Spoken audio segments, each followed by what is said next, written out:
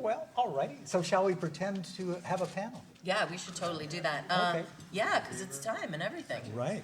Okay. Oh, right, so that we can be videotaped, which is hilarious. Phone. Right. I have topics on the phone. Oh, good. Jim, Bob, Steve. Bob. I know. I'm so bad. Hi, Bob. Look, I wrote it down. Bob and Glenn. Ooh. Did you need a sticky note? I don't. No, I don't. So who would like to start? So I would like to start. Yes, ma'am. But first, I'm going to make sure that I have my list pulled up. Here's my list.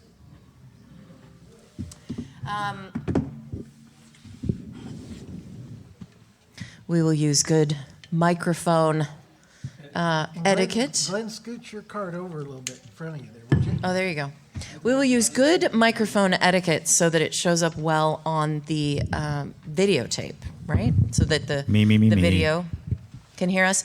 So the reason I wanted to start for you guys, thank you so much for coming. My name is Yvette Keller, and I am probably the least knowledgeable person, I would guess, on this particular panel. But the perspective that I bring is one of a book coach and somebody who has worked to help authors find the right career towards the kind of publishing and publisher that that will make them happiest. So I really come at this from the perspective of helping authors figure out what the heck do they want from their writing, from their career, and then doing the research to find the publisher that will help them to the next step in their career. So my perspective is very much sort of a business perspective. I did have my first solo publication this spring, so technically they're like, oh, you're published, you can talk about this. Whatever, that's fine. But what I wanted to tell you guys in the audience is that there are these laminated sheets, and they have a giant QR code on them. And they are handouts, because for 20 years I was a technical instructor and an educator. So I always bring a handout. But you never know if 2 people or 200 are going to show up for your panel. So I don't make photocopies. I make 2 that are laminated. And if you would like this information, use your phone, take a picture of the QR code, sign up, download the PDF. One side is for this panel, and the other side is for the social media panel that I was on Friday. So those are your handouts. Enjoy them if you wish. If not, ignore the information. And so what I have to talk about will be the topics that I put together for that particular handout, and I'll just hit them as we go. There's also, fun swag and stuff up here, so don't forget to stop by the table at the end and grab cool, fun, wonderful things. So that's who I am. Who are you guys? Ooh. Well, my name's Bob Miller. Does my voice carry here? A little closer to the microphone would be best. Okay, I'm Bob Miller, and my publishing background began with Comics Buyer's Guide, and then later Starlog and Comic Scene. And I broke in that way because I wrote an article that nobody else seemed to want to cover, and that was an interview with Paul Dini on Ewoks and droids. So I fulfilled a niche market, and I submitted on spec, and Paul agreed to be interviewed. And that was my very first article. And then it snowballed from there. Dave McDonald, the editor, hired me from then on to do freelance for Starlog and Comic Scene.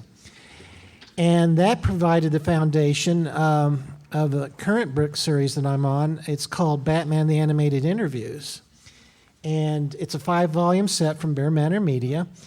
And when I was with Starlog and Comic Scene at the time, I was assigned to interview several of the key people involved with Batman the Animated Series. And that included Eric Radomski, Bruce Timm, Paul Dini, director Kevin Altieri, actor Kevin Conroy, and 1 or 2 others at the time. And so here we are about 3 decades later, and I thought, well, I've got the foundation for a book on those who made Batman the Animated Series. It's still popular, the show.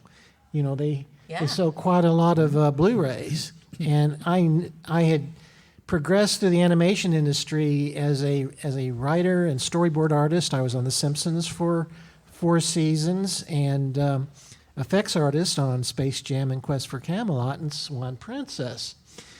And so I parlayed, by networking, I got to know a lot of people in the industry and several in the Batman crew. They knew me from my reputation. So I started compiling these books. I interviewed the people who made the show and the spinoffs. The DCAU is what it came to be known, up through Justice League with Batman's involvement in that. And the gist of the books were, if they made it a success, how did they do it, and how can you apply that knowledge to you, the reader? Very so cool. You can learn what made it a success and how to avoid the pitfalls as they did. So that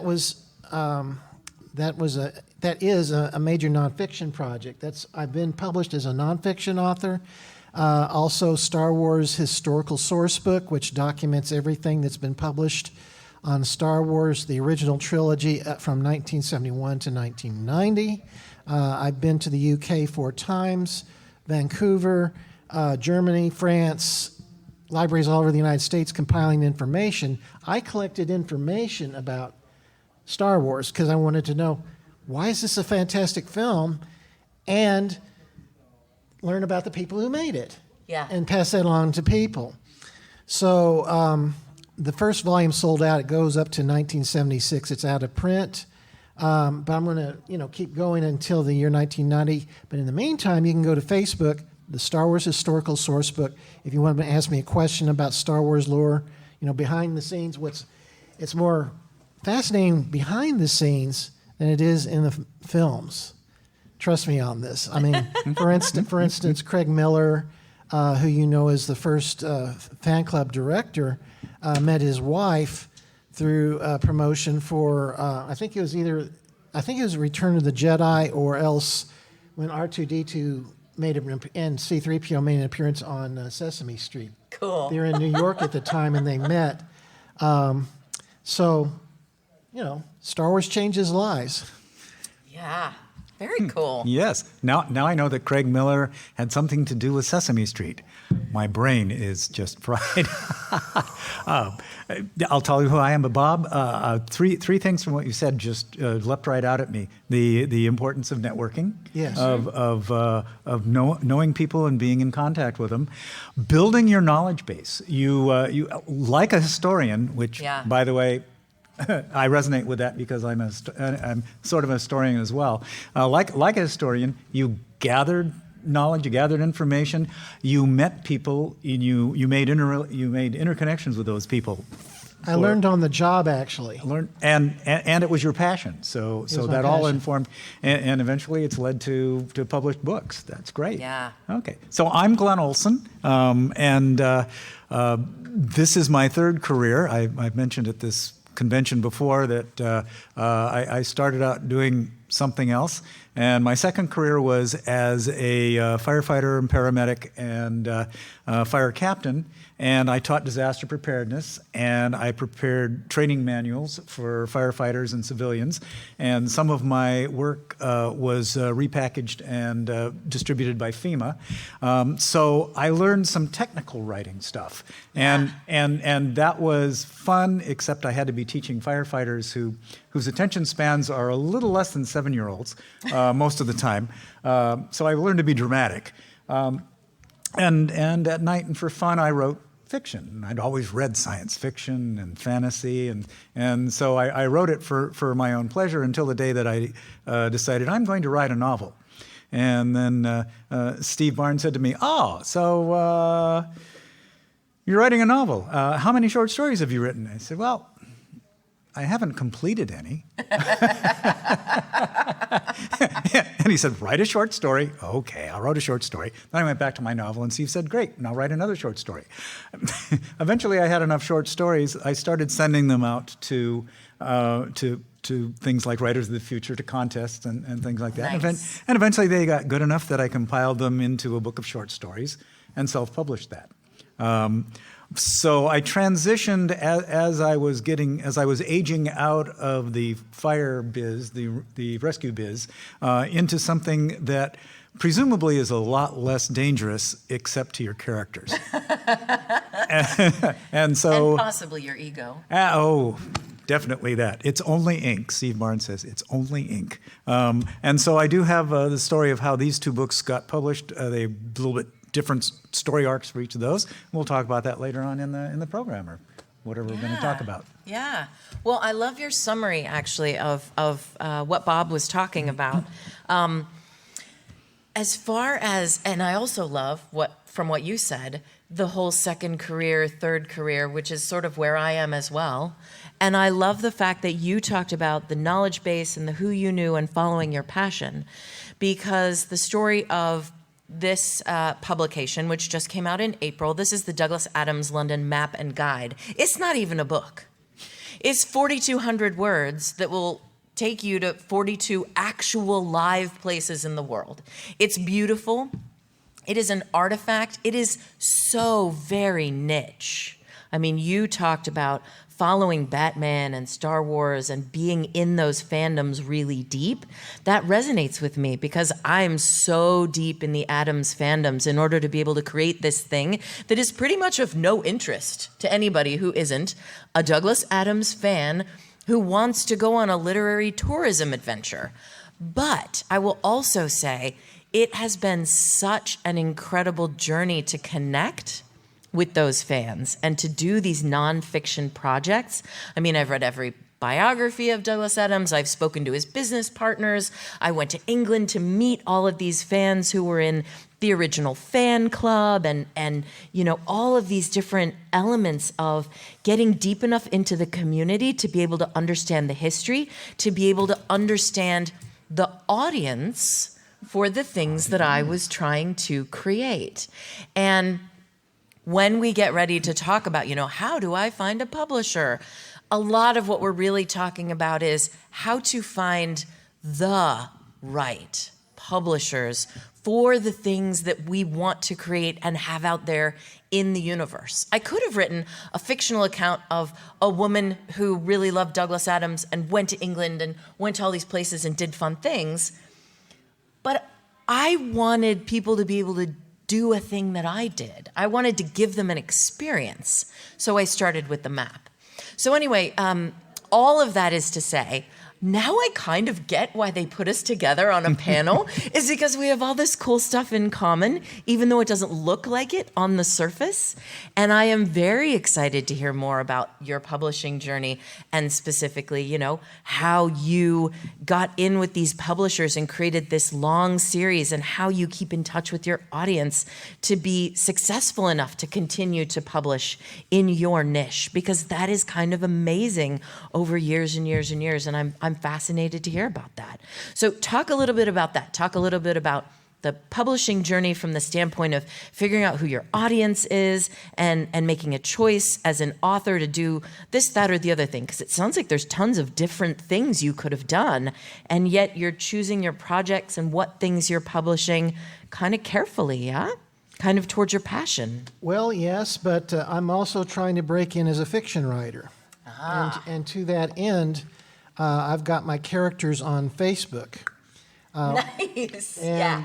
But my big foundation is an organization called SCBWI, which stands for Society of Children's Book Writers and Illustrators. Mm-hmm. You're familiar with that, right? Yeah. And it's a volunteer organization, but it is global. And so that's another means of networking to connect with agents and potential publishers and fellow authors, each on their different paths of publishing. And so they cover the children's market from picture book to middle grade to young adult. And so they have conferences. They have local critique groups. They call them lit mingles here in the LA area, where you can, they have a certain topic, and we focus on that writing topic. Or we have critique groups where we present our material, and each of us in the critique group will comment on it. They call it the sandwich technique, because we writers bruise easily, and so they start out with a compliment, what they like about the what we submit, usually about 5 double-spaced pages, and then they say, well, we want then they offer constructive criticism, and then they leave with an encouraging remark about the work. So that's SCBWI. And also there's another local group called CBWLA. And so they offer monthly critiques. If you pay your $40 fee to join the group, but the critiques are free. If you don't join the group, it's $10 a session. But it's like we have up to about 9 to 10 people on those, and we exchange, verbal notes. We meet over Zoom. And so we get critiques that way. So you don't have to waste gas going to a certain location. It used to be that way prior to COVID. So there's that. And then we, learn ways of getting agents. Can I continue on finding an agent? Okay, this is what I have learned. Well, first of all, you got to have a good product. That's what's going to really sell you. Then you have to send them a query letter so you get to learn through the interaction with the SCBWI people how to write the proper query letter. And of course, there's also literature on how to write queries. Two powerful resources. If you want to, the traditional route is sending through an agent. There's a resource online called Query Tracker. That's one word, querytracker.net, I believe, as opposed to .com, but double check me on that. And what they do, it has an online database of agents and what they look for in potential clients, contact information, and then they have a kind of it's owned by the same person, a side service called Query Manager. So when agents utilize that, they say, okay, well, we don't really want email or snail mail now. We, query us through Query Manager, and that's how they control how many books you published, if any, what are your comp titles. Agents want to know what your story is like, how it compares to other stories. And, why should we buy it? Tell us about your credentials, your writing credentials. So that's Query Manager. And then this is costly. It's called Publishers Marketplace. Which is on your additional resources list if you have downloaded the handout. Yeah. Can I talk about that? Sure. Okay, I don't want to hog everything here. I mean, I'm good. How are you doing? I'm fine. Okay. Okay, Publishers Marketplace is sort of your secret weapon. And this is, again, something I've learned through SCBWI, is that you pay something like, $150, double check me on that, for about 6 months of coverage. But it's a tax write-off. But what you get from it is you have a list of a database, a website of what the latest works have been sold by agents to publishers. You have a list of agents, you have a list of editors. You have on the list of agents, you see what agent is looking for what material, what genre, if it's fantasy, romance, or in the categories of middle grade, young adult fantasy, adult fiction, historical fiction, nonfiction. But here's the real value that I've come across is what agents in whatever genre sells the most books. So when you write your query letter to an agent, you got to find the right agent. Find the one that's closest to your passion, and find the agent that has sold the most.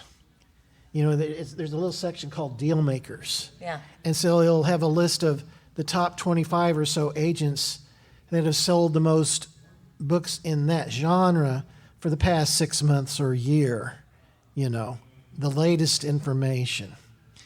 And so then you can choose that way. The problem is that their client list may already be full. But that's the risk you take. You do want a successful agent, and that's how you find out where you get your most successful agents. Try to link up with them. But, you're not restricted to one query at one agent at a time. That's why you send out a bunch of queries at once and, what's the word? Batch. Batches, perfect. Yeah. Otherwise, if you try to get an agent who is hungry and they've just entered the market, they don't really have the clout that the best-selling agents have. So do your research, to get an agent. Yeah. It's tough, but in the end, worth it. So that's what I've learned through SCBWI. Yeah, so Excellent. I've got a little resources section, so mine is just in my notes. We can cover that at any time. But while we're on the resources topic, Glenn, do you want to talk about some of the resources that have helped you in your publishing journey? I can. Actually, I'd like to talk about my publishing journey. And, Do it. And one of the things that we've all found, and you showcase so well, is that there's no straightforward path. It's not like you get on the 405 freeway and you wind up in the publisher's parking lot. Everything that we do, is going to lead in some way or another to your ultimate goal. Yeah. So don't despair. Don't give up. Try everything. Yeah. And that's how I wound up getting two publishing contracts in 1 year. I wasn't trying to do that. I'd originally completed my novel, Desperate Endeavor, several years earlier, and went around of the publishers, and querying publishers over the transom is slow, because most publishers only want to know that you have applied to them. And until they decide whether to pick up the project or reject it, they don't want to know that you've sent it to someone else as well. So that can be very slow. So I did a round of that, and while I was doing that, my friend and co-author Terry talked me into starting another book project. I'd already been a historian of the polyamory movement. I knew people. I'd done interviews. I'd sat in on interviews. We had a whole pile of information. And so I started compiling it and started making a book, not knowing where it was going to go. But I'd been told that if you're doing a nonfiction book, you can sell it before you finish it. If you're well known in your field, you can sell it before you even start it. And I thought, that's great. So I said, well, how can I do that? Well, one way, and the way I found, was there was a company called the Publisher with a Z. Publisher with a Z is basically a crowdfunding site for book projects. And we put it all together, put it on Publisher, and that's looked at by several hundred publishers, small, large, independent, and whatnot. And so we got several hundred pre-orders, which is something that also impresses a publisher. And then the publishers that were on the site kept asking me, well, send me the completed manuscript. I'm still writing it. And you said, I don't have a book proposal yet. I don't have a completed manuscript. And one of the editors was so nice in her emails and sounded disappointed that I didn't have a completed manuscript. So I says, well, I have this novel sitting on my desk that I haven't sold. Do you also do novels? And she said, maybe. What kind of novel is it? Oh, it's science fiction. Is it children's or young adults? No. Oh, well. In writing, oh, well, send it anyway. I'll take a look at it. 2 weeks later, they made me an offer, and I'd sold my book. That the publisher had been led to me from a whole nother route. Right. I had another project out there, and it led into and unagented, right? Totally unagented. Totally unagented. Yeah. I'm still looking for the unicorn. I do not have an agent, but I want to go it. But so now I am impelled to finish this one. I couldn't sell it unfinished, so we finished it. And again, over the transom, I looked at the 6 largest publishers that might do sociology, sexology work, in America, and one of them was Rowman and Littlefield, who does a lot of textbooks. And here was the thing that I pat myself on the back for, the genius. I sat down and I spent half a day going through their website, reading the bios of all their editors, to find the editor that was doing this kind of work. And I sent her a query letter that had been sharpened for many, many months. Yeah. And she happened to say, oh, I'm interested. Send me the manuscript. I had a finished manuscript to send her. So she looked at it, and she fired back by email. By the way, this is the era of emails. I've never talked in person to one of my editors. I've got any of the editors, they've always been email. I don't know what my editors' voices sound like. Interesting. None of them have ever taken me to lunch. I really miss the days of the big authors and have to fly to New York and be taken to lunch by their editors. I missed that. So I negotiated all the contracts by email, signed them by email, did all the editing work by email, and the end result is the books actually came out. But yeah, so Roman and Littlefield was very interesting in that she said, I like the manuscript, but who are you? Yeah. And so I had to give my bona fides, and she said, well, tell me more. Eventually, I wrote basically, I basically wrote an autobiography, and she says, oh, well, you're probably got enough gravitas in the field for us to buy your book. Thank you.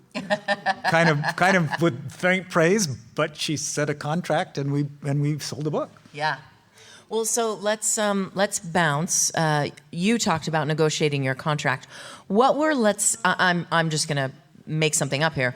What were the 5 major things that when you sat down to look at a contract and make a decision, you're gonna let these people make your book? What were your top 5 concerns, considerations, things that you were looking for? Did you bring in a legal person? Did you use the Authors Guild? How did you go about the contract? And then I'm going to bounce the same question over to you. I did. When I looked at the contract, my first worry was, what rights am I giving away? Yeah.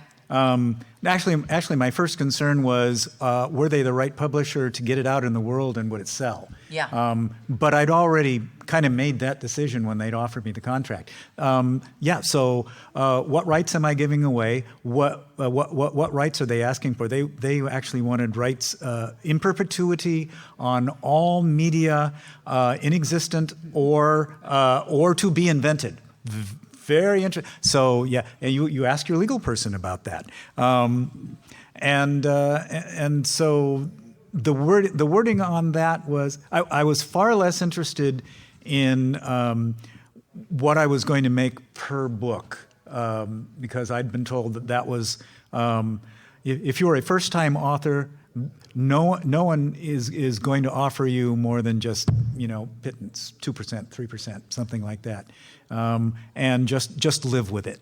So I did, but I made sure that the wording was subsidiary rights.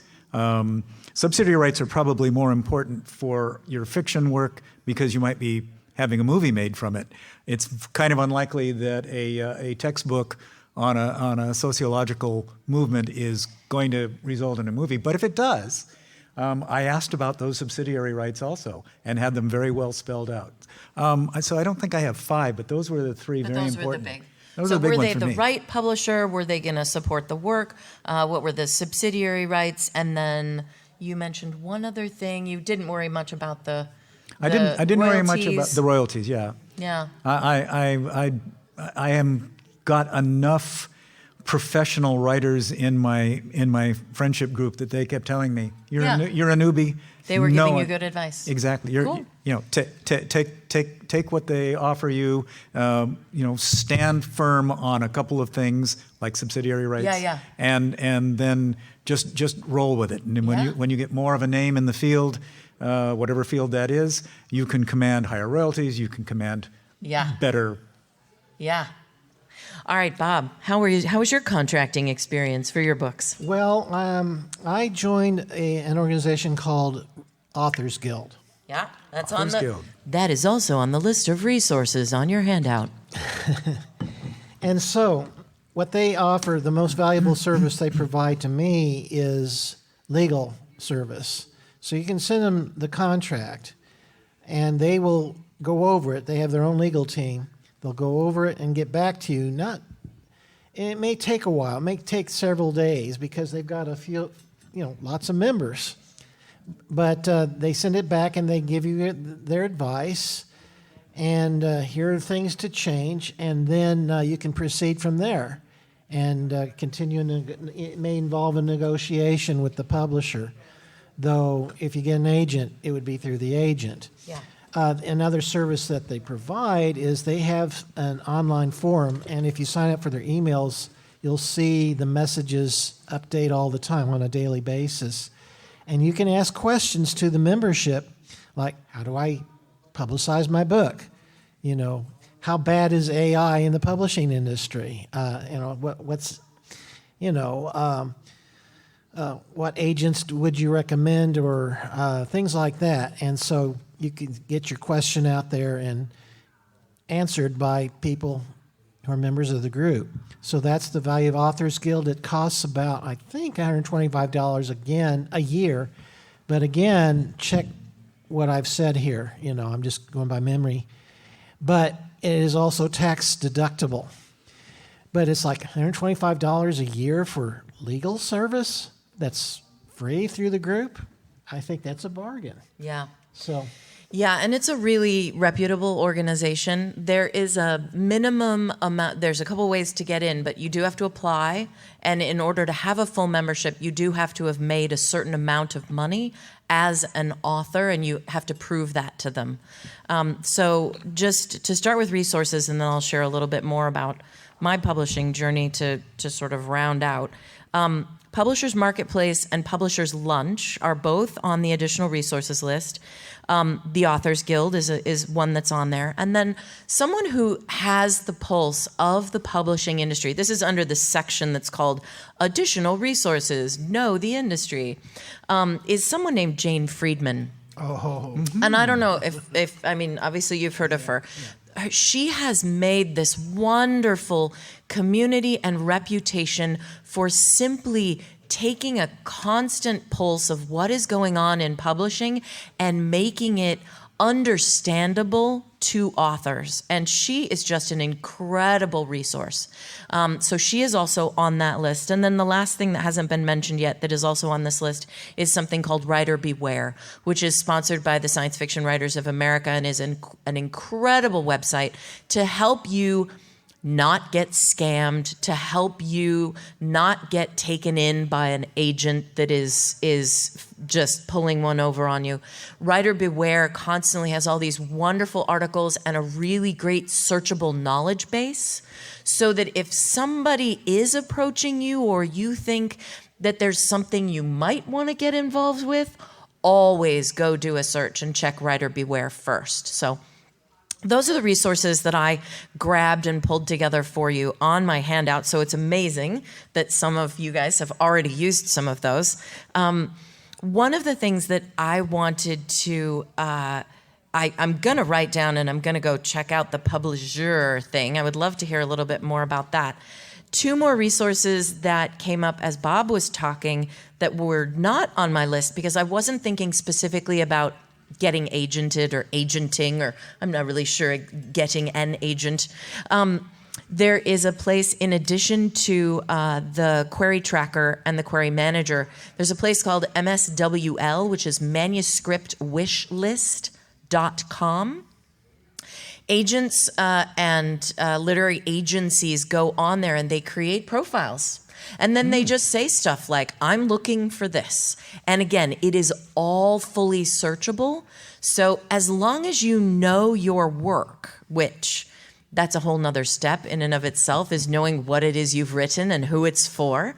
If you know what you've written and you know who it is for, you can go into places like Query Tracker, you can go into Manuscript Wishlist, and you can just look for the people who are looking for those kinds of works to bring into the world.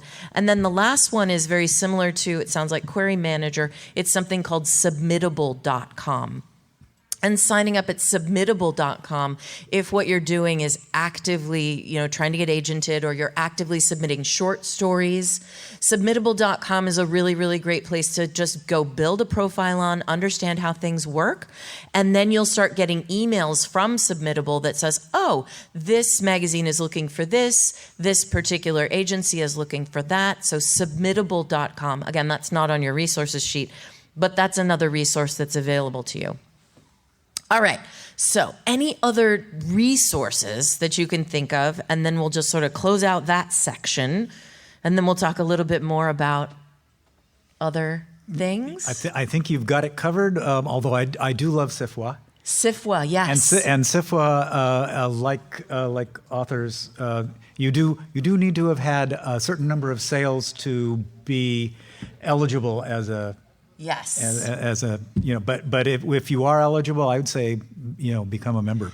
Both SIFWA and Authors Guild have tabs that are like, here are your author resources. And both of those organizations have a vested interest in making sure that you do not get scammed, ripped off, have a bad experience trying to get published. And the resource and knowledge bases are vast. And a lot of those you can access even if you are not yet a member. A lot of them are in front of the paywall because they are ultimately organizations that are designed to help authors get their stories into the world and have good experiences. So definitely look for those things. Look for those things as well. One of the things that I want to talk about with my Crazy Little Map project is that what I would tell anybody who wanted to be published was, and we've said this out loud already, know exactly what your product is. And in many cases, that is a thing that you can do by writing some or all of a book proposal. A book proposal may simply be an exercise that you go through. You can write one for fiction. You can write one for nonfiction. I do have a section on my website which has a number of different book proposals. Jane Friedman's got one. It says, these are the things that show that you have considered how saleable, marketable your product that you're trying to get published is. And writing is a wonderful experience. It is so fun for many of us to write and to create and to get our words and make them all perfect. But at the end of the day, when you start to talk about publishing, you're talking about somebody somewhere making some money or someone somewhere getting a reputation. In nonfiction, publishing a book is what you have to do if you want to be a speaker or be the acknowledged expert on things, right? Mm-hmm. That's something that you do if you want to be the expert on XYZ. A lot of times they'll say, well, write a nonfiction book, self-publish it, throw it out there. But in order to say, I want to speak about X topic, you can just write a book and then you can sell it in the back of the room. So again, some of these publishing discussions come down to, who are you as a writer? What do you want your career to be? And then that will drive what kind of a publisher you are looking for, or what kind of a publishing journey you want to be on. And this is something that I have a weird relationship with, not just because I got published, but because I actually am a book coach. And so I help other authors figure some of this stuff out and do some of the research. So I have a client who has a book coming out next year from a place called She Writes Press. Yes. She Writes Press only focuses on nonfiction and specifically women's voices and underrepresented voices.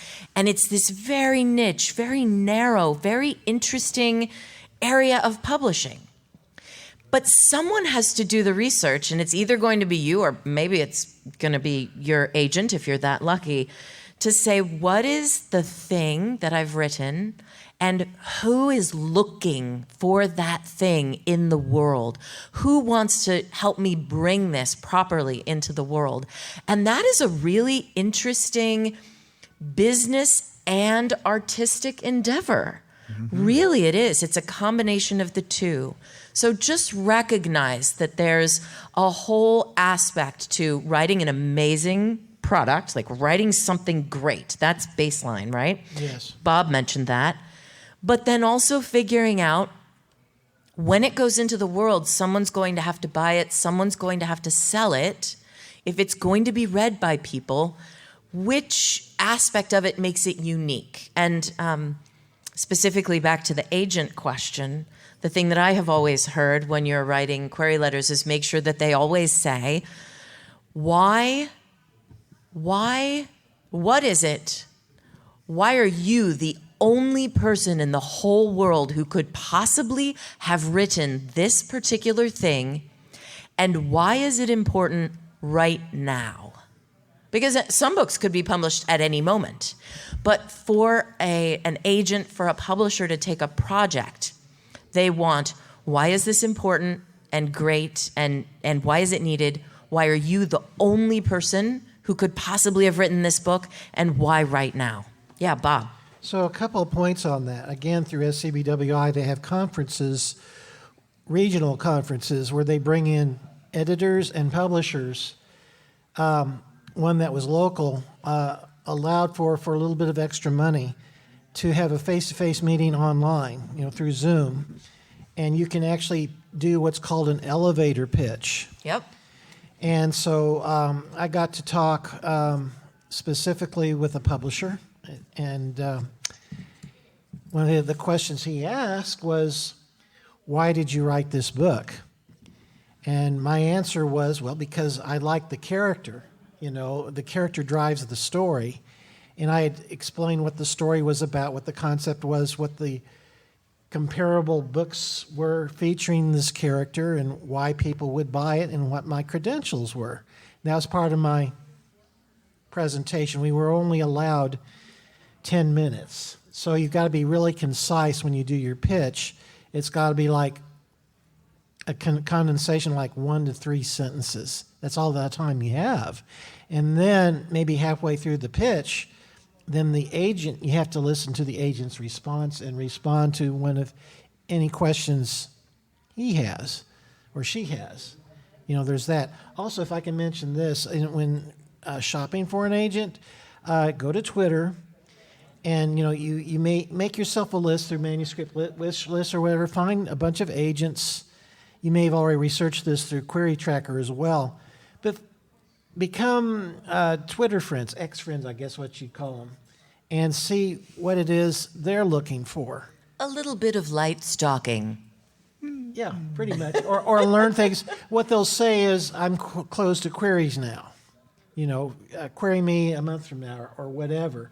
But that's an immediate way of finding out, if they're available, to receive your material. Yeah.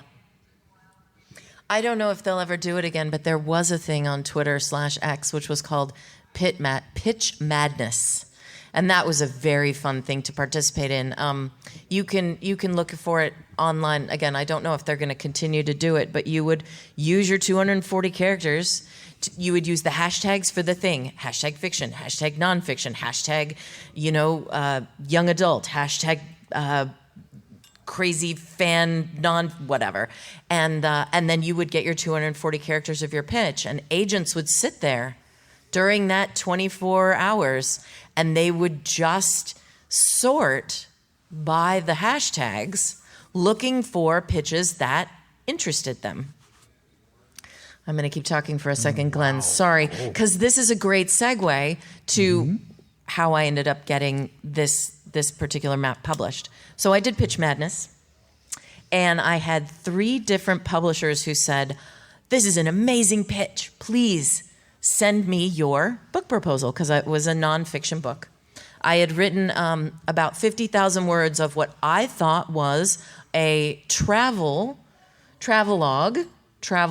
book about a pilgrimage that I had taken to go to 42 locations in Douglas Adams novels for 42 days for my 42nd birthday.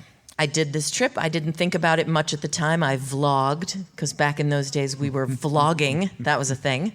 And then after I had done it, people were like, "Oh my gosh, this is so fascinating. You should write about it."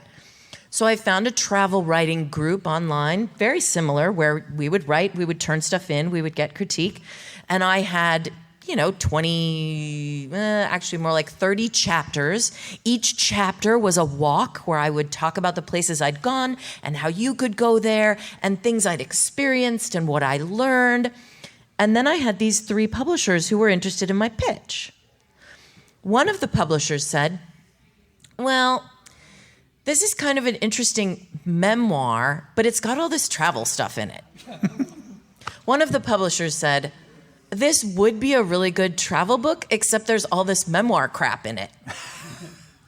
And then the third publisher was like, I don't have any idea what this is. I really, really loved your pitch. Could you please write that? And I was like, okay, I have no idea what's going on now. I have no idea what my product is. I have no idea how to turn it either into a memoir or into a travel book. I had written something that didn't fall into the stated desires of these people who had thought it was a great pitch, right? So in the end, what I decided was I did not want to go rewrite the whole thing as a memoir. I was unprepared to do that. I also didn't want to be Rick Steves for the rest of my career because I had no interest in that. But I did want my audience, who I was very clear who they were. They were people like me who wanted to get on a plane and go to London and walk around and see cool stuff. I wanted them to be able to do that. And so I took a step back and I said, well, who already makes the thing, but not for this? And that's where comparables come in, right? Bob mentioned comparables. That's a huge part of writing a book proposal. I was like, who already makes something except not in my topic? And so I started doing research. I read, The Shakespeare Trail. I read Walking with Jane Austen. I read Sherlock Holmes's London. I started looking at all these books that were a field that I didn't know existed, which was literary tourism. And then I found Herb Lester and Associates. And I was like, holy crap. This publisher just makes literally the thing I want to make. This is all they do. They make maps for crazy, cool, literary, nutty stuff. And I got an email address, and I took my pitch, and I sent the pitch to them, and he said, yes, I absolutely want to publish this. Just send me a couple of chapters so that I know that you can write, and then we'll talk. And he read it, and he said, here's our standard contract. And I took the standard contract, and I sent it off to the Authors Guild. And the Authors Guild said, well, we think you should, blah, blah, blah, blah, blah, blah. And I was like, whatever, it's not that big of a deal. I'm not so worried about it. And so that was how 4,200 words out of however many I wrote, 50,000, somewhere between 50 and 60,000, depending on how you counted, because I had all these quotations from Douglas Adams through it, and you can't count any of that stuff. And then it was very simple. It was a matter of maybe 6 months working with the publisher, working with the artist, honing all the stuff. And it was such a wonderful experience to be edited. It was such a wonderful experience to understand how to make this particular product, because it's not a book. But even if you were getting published and doing a book, you're going to have conversations about layout. You're going to have conversations about the design of the cover. You're going to have conversations about, are you going to have an index, right? You then get to have all of these conversations, whatever gets made, that tells you more about your next project, that gives you more skills for getting published again when your next product is ready or project is ready. So what my takeaway of all of this, what I want you guys to take away is just a couple of things. Know what it is you want to create in the world and have it be very clear. Because I wasn't clear, except that I wanted somebody to be able to take the thing and go and do the thing. And what I had created wasn't going to facilitate that. So I found a publisher that would help me facilitate my actual goal, regardless of how many words I had written, right? So that's the thing. Know what it is you want to put in the world. That is the most important thing before you go out and try to find yourself a publisher. Be as clear as you possibly can. And then have fun. You got to do your research. You got to look for things. You have to be broad in all the possibilities. But what you're looking for is a match. And everybody in this room is old enough to have had a job, which means everybody in this room is old enough to have had a job interview. Every job interview is trying to figure out, does the applicant match the job and the work that's going to need to be done? And that is the bottom line of finding the right publisher. Does the publisher do what you want them to do? And are you the author creator who does what they want you to do? Is that going to be a good match? And that is really the basis. And you can't say whether you're a good match or not if you don't know, if you're not confident in the thing that you want to make. So those are my big takeaways. Thank you for letting me go last and be like passionate about that. Now, you raised your hand, and we skipped over you. Oh, that's so fine. you guys are going to have to thumb more for it. Who wants to go first? Why don't I go first just for a moment because I'm going to compliment you massively. Oh, okay. You go first. One of the things that you did and didn't dwell on it, but did when you got feedback from the publishers about the direction that they thought that you were promising you were going to go, you listened and you reflected and you actually changed your direction because you had written a great roadmap to what it was you really wanted to do, but you put all these words in it that publishers went, but that wasn't what I was going. So now you've got 50 or 60,000 words. I hope you haven't thrown them away. Oh, no. No. I have a whole business plan. Ask good. me about my business plan. Oh, Did you do a lot of cutting for it? Well, yeah, I had to do a lot of cutting to go from 50,000 words to 4,200 words. Yeah. But it was just a different process. Mm-hmm. I had all the words, but I was making a different product with those words than what I had originally intended. So I thought of it as a different product, yeah. That was basically all I was going to say. Now take those 50,000 words and make a great romance novel out of them. Oh, a romance novel, that'd be hilarious. Bob, what were you going to say? Well, one of the advantages of getting an agent is that they're probably familiar with the publisher that want to publish your work.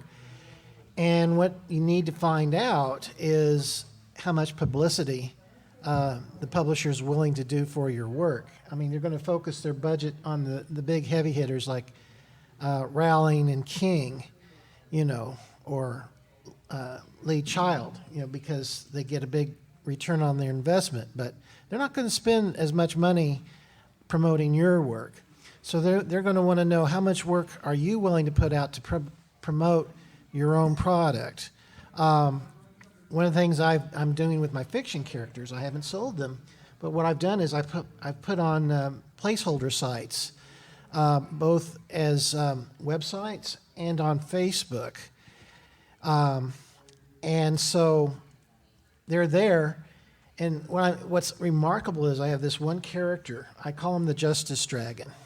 And so it's basically a superhero dragon who's like a fish out of water, because here he is in the 21st century and he's defending mankind against other monsters. And it's like, he doesn't know anything about computers or jets or whatever else. He has to but the problem is everybody's afraid of him because he is a dragon. So I put up a Facebook site. He has been on television through SCBWI. They found out about the project. And again, here's where networking kicks in. This one producer lady saw it and they said, sure, come on Homework Hotline for KLCS Los Angeles. It's a PBS station. And they brought me on and they said, give us an educational angle for your character. So I called it Visualizing the Narrative. Cool. Because when you write a novel, it's very helpful to know if you can visualize it when you write it.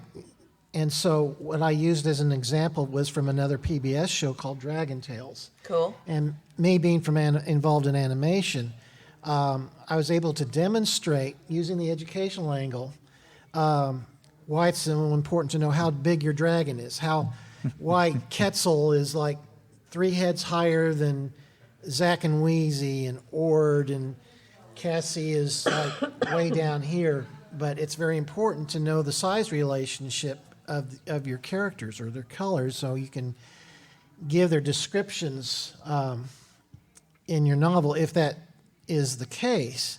So I made an educational angle about it so I can give the character some publicity. So if you go to my website, wrmilleronline.com, and go to my video section, you can see the videos for yourself, and you can see how I was able to relay visualizing the narrative. Free publicity. wrmilleronline.com. Nice. For free.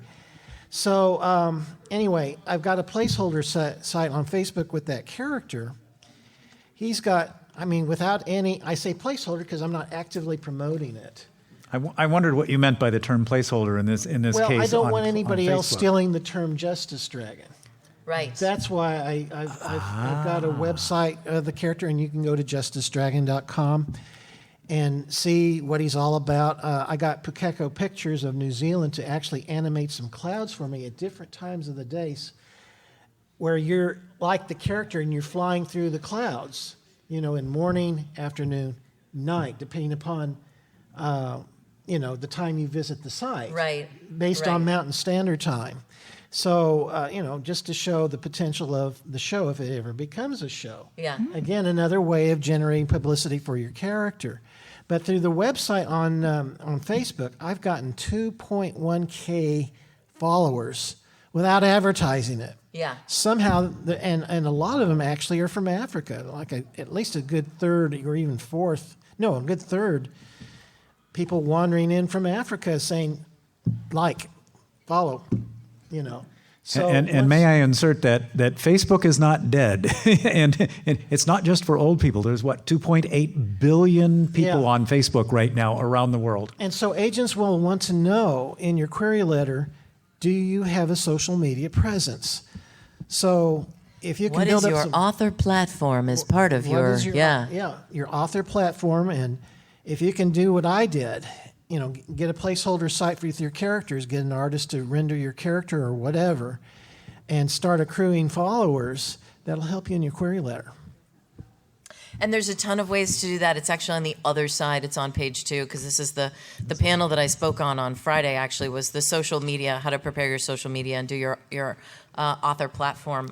This is awesome. So many very, very cool techniques for getting an author platform before you've even got an agent, before you've tried to sell anything.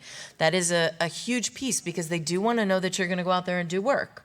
I mean, one of the reasons why I'm at this con is because in my book proposal, for the book that, let's be clear, didn't get published, right? I did not publish that book. Now publish it. That book does not exist yet. The map exists, but I'd already written a book proposal. I already had a marketing plan.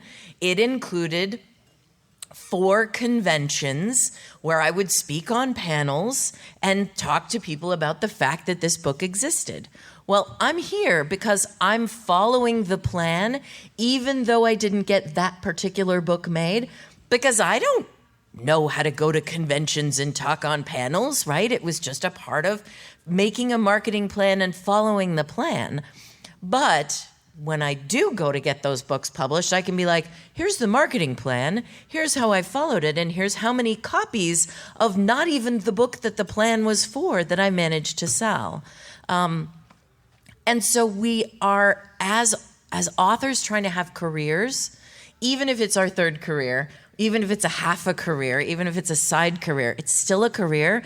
And every piece that you do with an eye to being a professional and everything that you learn as a professional makes you more attractive to an agent, to a publisher, to somebody who is going to make an investment in your work, and that is comparable to the investment that you have made in creating that work, right?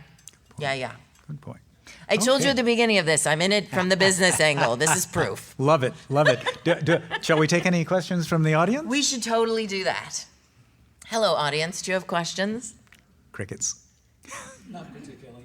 No? Okay, I've heard a lot of this stuff before. It sounds very familiar. Yeah? And I'm still waiting to get a good publishing deal. So, Yeah.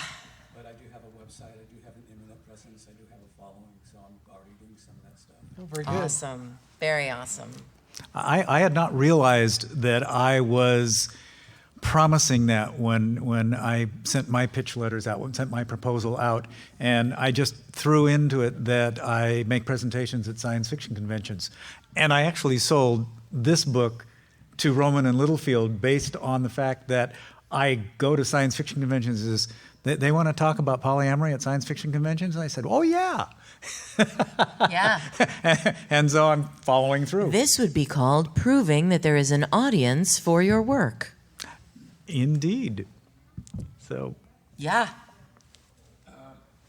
There seems to be, I've heard, an increasing usage of audiobooks, and I was curious, in your case, are you doing an audiobook, and some people like to do their own voice for their audiobook, and some people like to hire someone else to do it. So could you cover that a little bit? actually, I will cover that in terms of that's something that will appear in your contract. It's one of the media that the publisher wants to know what we're going with. I have not done an audiobook, although we have some inked in parameters for it. But for both of these publishers, they were much more interested in electronic books, ebooks, than they were in audiobooks. I think that is an adjunct. Once you've proven that the book has an audience, possibly they go in that direction, because it's certainly an additional layer of technology and cost. But in fact, for my nonfiction book, they priced the ebook only $2 less than the bound print book, which I thought was insane. And then I found out that mostly the ebooks were being sold to libraries. Yeah. And so, the libraries, a lot of them, like Libby, Los Angeles County Library, you can rent books from them. You check them out and on your device, and you've got them until you have to give them back, and then they disappear from your device. And so that's a big market. Ebooks are a big market for college bookstores, for libraries, as well as private use. So that's gotten fairly mature. But audiobooks are kind of mysterious to me, because no one that I've talked to was interested in doing an audiobook until either the print or the ebook has shown that it has staying power in the marketplace. Yeah. I hope that answers. There are advantages and disadvantages to planning to have an audiobook when you're working on that contract and when you're working with the publisher. The contract that came out from She Writes Press, they prefer to hold on to the audiobook rights for a year in order to see the proof of whether or not it's going to be a big seller, which then means that they, as the publisher, and this is the example that I gave of my client, if it turns out to be a big success, they can sell those audiobook rights to someone who's going to produce that particular audiobook through a big house, through a small house. However, because of the type of book, in the case of my client, it's a collection of memoirs, essays, poetry. It's a little bit non-traditional, which is very standard, actually, for She Writes Press. Because it is her voice, and it is so strongly her voice, and there are memoir aspects to it, there's poetry aspects to it, it is readers really want that actual author's voice for memoir, for biography, for that sort of thing, right? And so for She Writes Press, in her contract, all she had to do was request those rights be reverted back to her, and we're going to produce her audiobook. I've recorded audiobooks. I'm an audiobook narrator. I do VO for corporate, and she also has a background in music. Because here's what I learned from Mary Robinette Kowal, the author of the Lady Astronaut series and many, many other books. One of the best things that you can do to make sure that the final edit of your book goes back to your publisher clean is record your audiobook before your final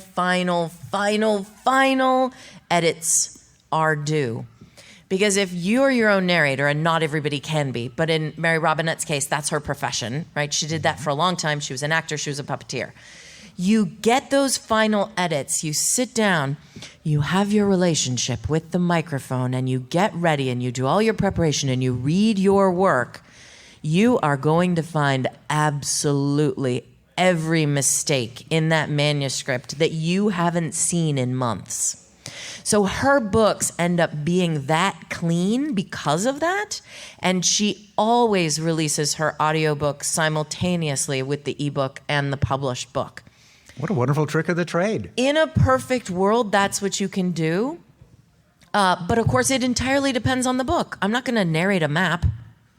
That would be ridiculous. I'm going to hire my husband to create an app for the iPhone that has little walking tours with my voice that walks you through and tells you all the cool things to look for, right? So some of it has to do with the type of book. I imagine that if in your polyamory book there's tons of interviews, you would need multiple voices and multiple people, and that's going to be an expensive audiobook production, right? So some of it really matters. And if you're doing a book that's all about comics and that has a lot to do with visual media, then you have to stop and think about, well, how would I even make that make sense in an audio format? So I think every project is different, but how your audiobook rights happen with your publisher is the same as how do your translation rights happen? How do all of these other, what did you call them? The Subsidiaries, residuals, all these lovely residuals, yep. descriptions. You have to know what you want. And if you write a book and you want to have creative control over who your narrator is or whether that narrator is you got to think about that. And you have to know that before you finish the contracting process. Yeah. Okay. Did you have anything to say about that, Bob? No, not really. I would advise, though, if you can, to get a professional to help you out with the audio recording. Yes, hire a professional like me. I'm just kidding. No, so definitely you. Do you guys have any other, are there any other lingering questions out there? Nope. Nothing. Well, if you think of them later, come up, grab some bookmarks, grab some fun coasters. Make sure that you got your handout. If you wanted the handout, you can always send me questions directly using all that stuff. You will hear from me. And yeah, thank you guys so much for coming. And Thank you. Thank you. The only thing I would say is believe in yourself. You know Yes. what? And expect wonderful things to happen that you weren't looking for. So yeah, be flexible, ride the wave. yeah.